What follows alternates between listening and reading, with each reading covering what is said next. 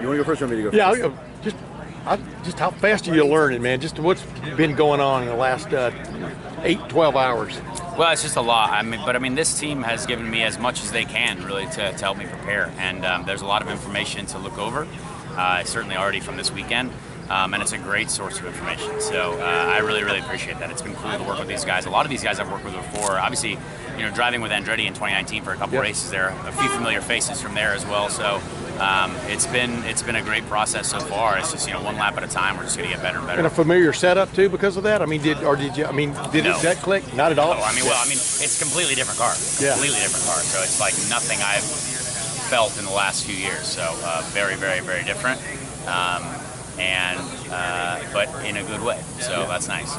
Simon was on the radio with you during the session. Mike Shank mentioned that to me. How much is that able to give you some more confidence to let you know, like, hey, this is what he has felt, this is what you should be feeling, what you should be expecting? It's more so for the systems of the car, too. Like, the pit speed limiter wasn't on when I went out. Like, certain things like that are just a little bit different. Obviously, there's differences in manufacturers as well. So, just small things. But, he's been super supportive, which is great. This is the first time you've driven a Honda since 2019. What have been the things you've had to learn about this engine? I mean, I know you've driven it before, but it's like you have to get back on the bike. But it's just different.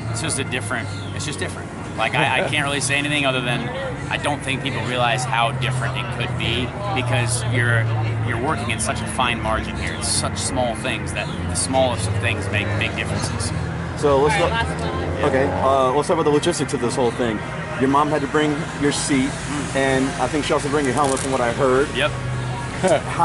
What did that whole process start? And also, is this an entirely new suit? How did they get this for you, your measurements, everything like that, to make this happen so quickly?